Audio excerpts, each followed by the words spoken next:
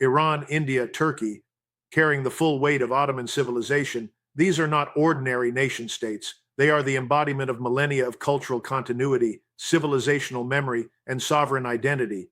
None of them, under any strategic calculus, will voluntarily relinquish that sovereignty. But what demands our clearest attention is this.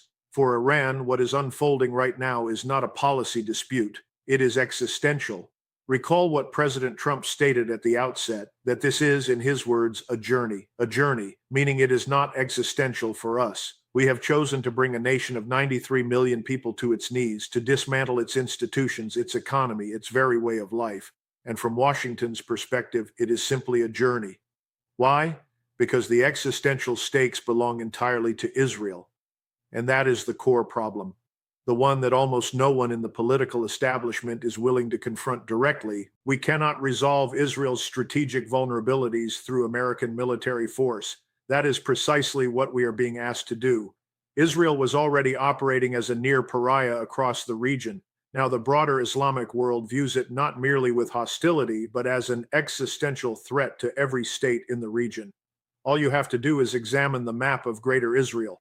That map encompasses large portions of Saudi Arabia, northern Iraq, Syria, Jordan, the Sinai Peninsula, territory west of the Nile, and at minimum half of Lebanon. This is the stated territorial vision. During the Second World War, we called a similar concept Greater Germany, and here is the uncomfortable truth. Greater Germany at least had German populations on the ground. In this case, we are discussing entire indigenous populations who would have to be subjugated, displaced, or eliminated, subjected to what has already been demonstrated in Gaza. This is not strategy, this is madness, and this is what American power is currently being leveraged to achieve. People need to sit with that reality, and there has always been a parallel objective running beneath this: control of the region's energy resources. Go back to the 1990s. Read what Richard Pearl, Paul Wolfowitz, and their neoconservative network were writing and advocating. The argument was explicit: control the oil fields of the Middle East, and you have China in a strategic chokehold. But the deeper objective was never really about China. It was about positioning Israel as the unchallenged hegemon of the entire Middle East. I do not believe we will ever neutralize China through energy leverage. More importantly, as Americans, we have no legitimate national interest in attempting it. But here we are, back at the same destination. This is about Israel, securing it, elevating it, installing it as the dominant power across the entire region, and every element of this plan is going to collapse. It carries no realistic probability of success. This campaign of reducing a nation to rubble, I must be direct here, I part ways with those who suggest we are incapable of the level of destruction we inflicted on Dresden. I believe we are fully capable of it, and I believe the Iranians understand this. Their cities are already bearing the evidence. We are conducting operations not seen since the Second World War or Vietnam, and one could construct a serious legal argument that the strategic bombing campaigns of both the Royal Air Force and the United States Army Air Forces during World War II constituted war crimes. The same argument applies to Vietnam, and the trajectory we are on now points toward the same conclusion. What you ultimately produce through sustained aerial bombardment is the systematic destruction of civil infrastructure, hospitals taken offline, power generation eliminated. The Israelis have been targeting Iranian hospitals and emergency infrastructure from the opening days of this conflict. They escalated strikes again last night,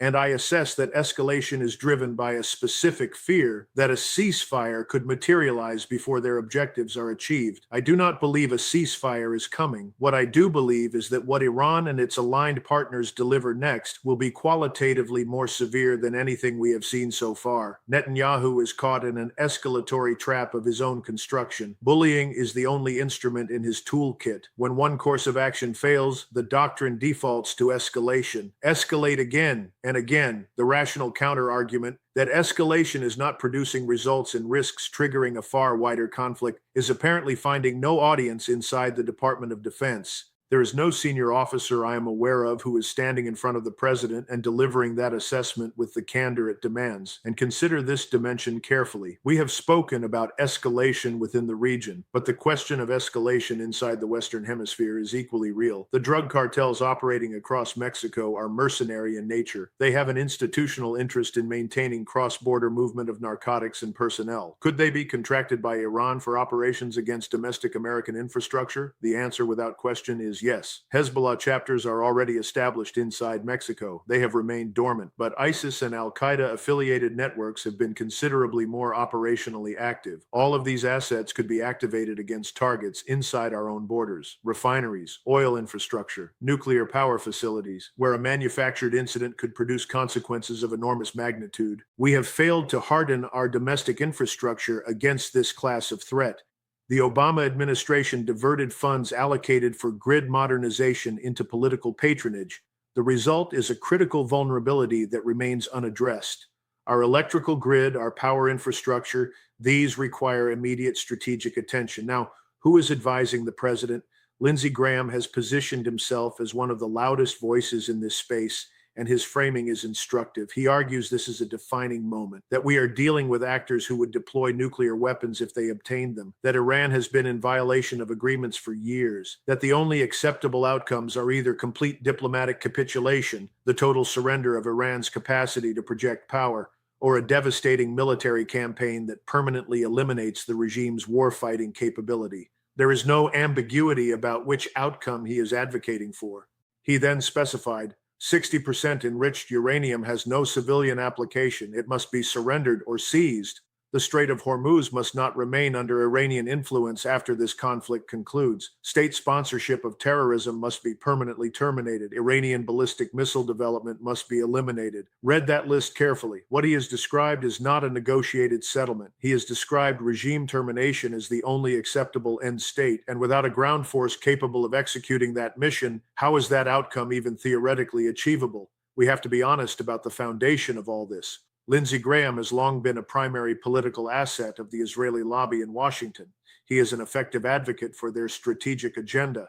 And we return again to the original question: why has this become America's agenda? For over 4 decades, we have operated toward Iran on the basis of distortions, fabrications, and deliberate misrepresentation. Every time Iranian leadership signaled openness to a normalized relationship, the Israel lobby and the financial networks behind it intervened to shut it down. They now have the war they calculated they wanted, but the danger ahead is not ambiguous. If we proceed down the path this man is advocating, total war, comprehensive destruction of the Iranian state, we are issuing an open invitation for future nuclear strikes against the United States. That is the strategic reality we must confront. We will not be able to conduct strikes with impunity. Both Russia and China have made their position clear on that point.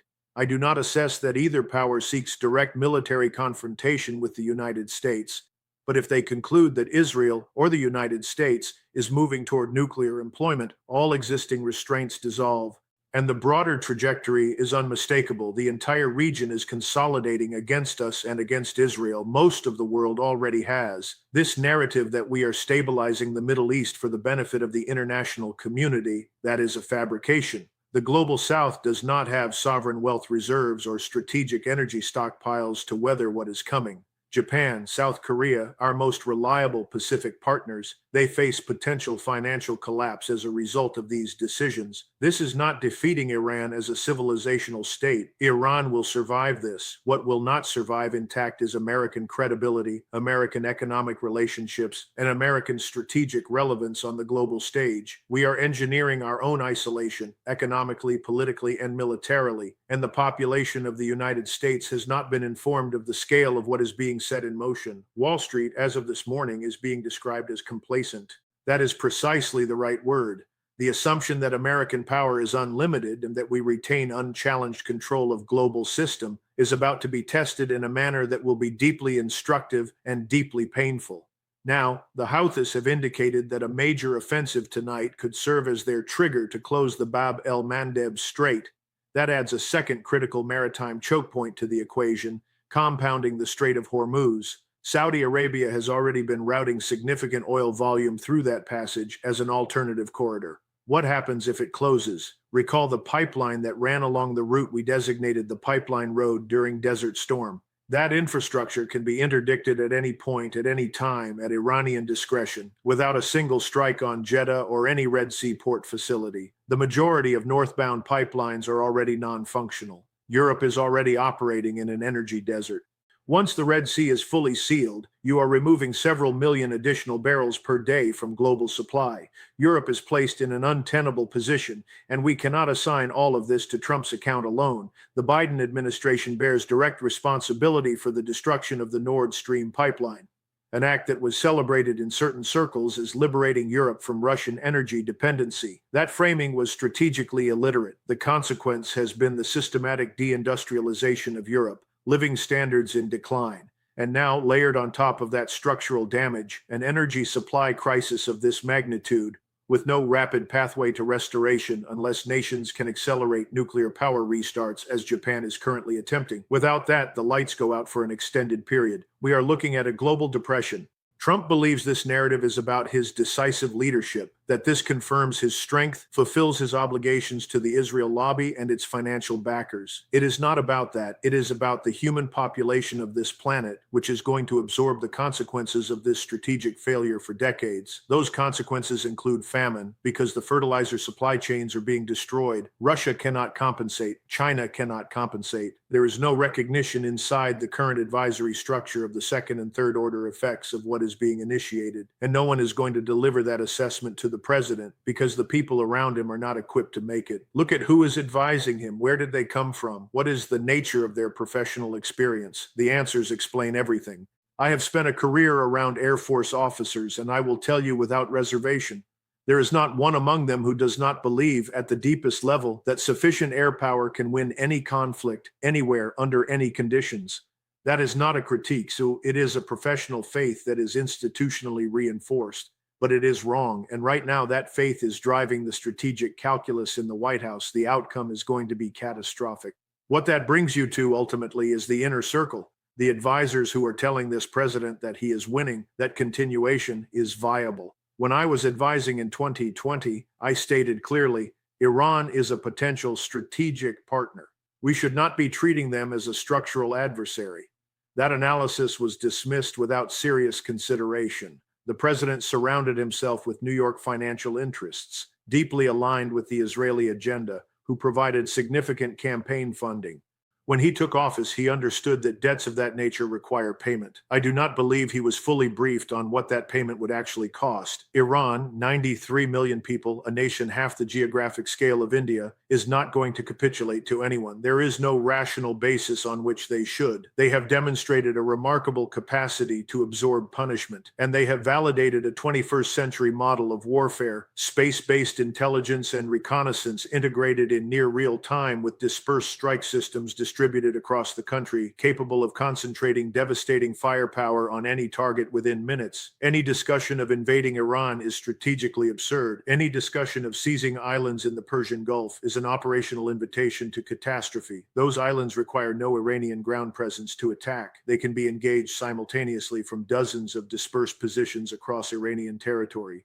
Now, a significant piece of intelligence that demands attention. A UK-based defense research institution, RUSI, has published a detailed assessment of Israeli munitions depletion timelines. Arrow 2 missiles, projected depletion date, today. Arrow 2 and Arrow 3 defensive systems, projected depletion, April 3rd. Blue Sparrow air-launched ballistic missiles, April 5th. David's Sling Stunner interceptors, April 6th, Rampage supersonic missiles, April 9th.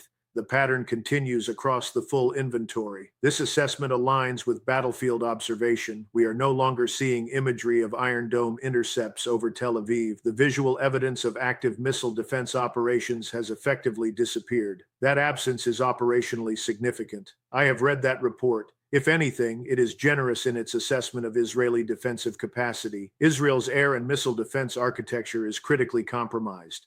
8 out of 10 incoming missiles are penetrating without effective interception. Drone penetration rates are comparable. Israel's defensive posture is, at this moment, extremely fragile, and our own position requires candid assessment. The advanced radar systems we positioned across the region have been destroyed. Our ability to provide early warning on incoming missiles has been severely degraded. In many cases, we are not detecting launches until they are in terminal approach.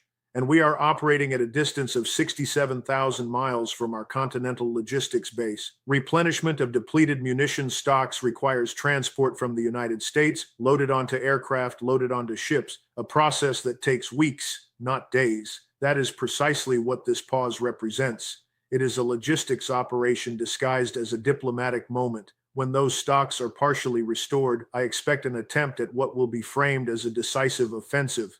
I do not assess it will produce decisive results. The Iranians have been preparing for this scenario for over 20 years. We have not.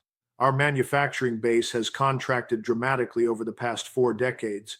We do not possess the industrial surge capacity we maintained in the mid-20th century. We are not in a comparable position to Russia or China in terms of current production capability. We fundamentally miscalculated on Iran's willingness to yield under pressure, on the viability of economic isolation, and catastrophically on the global economic consequences of what we have set in motion. You are feeling it in India, citizens queuing for fuel. Japan faces an identical situation. Europe is in the same position. The Russians, by contrast, are generating over $250 million per day in additional energy revenue.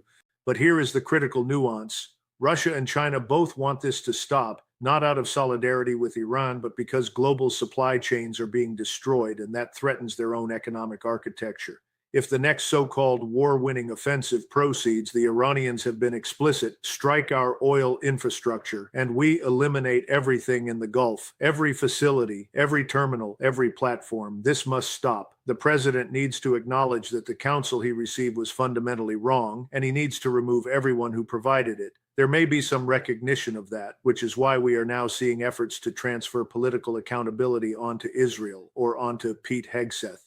But Colonel, one observation that demands elaboration. You have described Iranian warfare as increasingly dependent on space-based intelligence.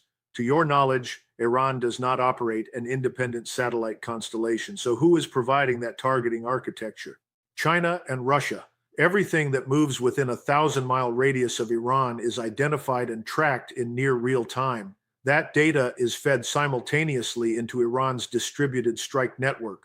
Neither Moscow nor Beijing has any strategic interest in watching Iran dismantled by American and Israeli power. No regional actor wants Iran reduced to a collapsed state that becomes a vector for Israeli and American penetration. With oil fields seized, the country fragmented, and millions of displaced Iranians flooding into Syria, Turkey, the Arabian Peninsula, and ultimately Europe. None of that is acceptable to any serious regional player. The miscalculation was total because Trump listened too heavily to Israeli assurances of a short, decisive, contained conflict. Those assurances were wrong, and now everyone is paying for that error. Look at the Israeli military's own internal situation. The IDF chief of staff has warned that the force risks structural collapse, not from a single catastrophic engagement, but from the cumulative weight of sustained multi-front operations over 2 to 3 years. Fatigue, personnel shortages, cascading reserve mobilization failures. And on the casualty question, we need to be rigorous here. Neither Washington nor Tel Aviv has any interest in transparency about true losses. We have a long institutional history of suppressing casualty figures in active conflicts. My assessment is that both the United States and Israel have sustained losses significantly in excess of what is being publicly acknowledged. The IDF built its operational doctrine around air dominance, supplemented by a relatively small regular force and a large reserve mobilization capacity.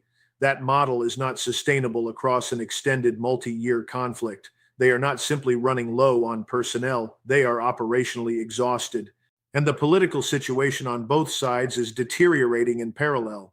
Republican members of Congress are now publicly questioning Trump. In Israel, the opposition is challenging Netanyahu, whose whereabouts incidentally appear to be genuinely unclear. Reports suggest his flight was tracked to Berlin. Whether that is accurate or not, the optics are deeply problematic for a wartime leader. On the American political situation, exercise caution before assuming domestic dissent will produce a strategic course correction. Recall Trump's State of the Union address. When he stated his commitment to preventing Iran from acquiring nuclear capability by any means necessary, he received a standing ovation from both chambers, Democrats and Republicans alike, because the Israel lobby's financial reach extends across both parties. The candidate selection process, the fundraising architecture, the donor networks, they operate on both sides of the aisle. I have virtually no sympathy for Congress on this. They are as institutionally responsible for this strategic disaster as the executive branch. But if the president wants an exit from this crisis, the path is clear, though it requires something rare in political leadership: the willingness to admit error. Stop repeating the same failed approach with the expectation of a different result. Dismiss the advisors who led him into this. Step forward publicly and state that this was a strategic miscalculation and that the United States is disengaging. If he does that, I believe a significant number of world leaders would move immediately to assist in mediating a structured end to this conflict. Prime Minister Modi is one such figure. There are others, credible interlocutors that all parties could accept. That is what the situation requires. Not another escalation cycle. On Pakistan's claim of mediation, I am skeptical. At this stage, I do not think Trump would decline any offer of assistance. But what mediation actually means in operational terms is a different question entirely. What I have seen consistently is that the CIA and Mossad identify individuals at sub-leadership levels within target governments, colonels, mid-level intelligence officials, and begin cultivating them in the hope of co-optation. That mechanism will not function inside Iran's current institutional structure. Loyalty to the system has been reinforced by years of external pressure. When Trump says he is in dialogue with someone in Iran, who precisely is that person? What authority do they actually hold? None of us know the answer to that question, and that absence of clarity is itself telling. The intelligence agencies are engaged in exploratory contact, hoping for a breakthrough that the underlying strategic conditions do not support. What is coming out of Washington right now should be treated with considerable analytical skepticism. The public posture projects confidence. The private reality, I assess, is that the president understands he was misled and that several of his decisions were wrong. The only viable exit requires acknowledging that openly and requesting international assistance. At this moment, the working plan appears to be the alternative: reinforce failure, escalate what has not worked, and expect different results. It will not produce them. It does not matter how many small islands are seized in the Persian Gulf. Place a military force on a 14 square kilometer island within range of Iranian intermediate and tactical ballistic missiles, and that force will not survive. This is not 1944. This is not 1984. This is 2026, and the character of warfare has been fundamentally transformed. The current pause is not a peace process. It is a logistics reset, bringing remaining continental stockpiles forward to the theater, loading them onto aircraft and vessels, repositioning them for what planners hope will be a war-winning strike package. That is what the Navy and Air Force are executing right now. And history tells us what comes next when sustained air campaigns fail to achieve their objectives. Pressure mounts to commit ground forces. We saw it in Vietnam after Rolling Thunder. I lived it during the Kosovo air campaign, 78 days, and by day 60, the failure was unmistakable, with serious internal pressure to deploy ground forces against Serbia. Clinton refused. We ultimately ended that campaign by financing Russian pressure on Milosevic. The lesson has not changed. Any military strategy that relies exclusively on air power because political leadership cannot accept ground casualties is a strategy that is structurally set up to fail every time. And when it fails here, the same pressure will build. The question is whether anyone in a position of authority will have the strategic judgment to recognize the outcome before the next escalation is already in motion. Based on everything I can observe, I would not count on it.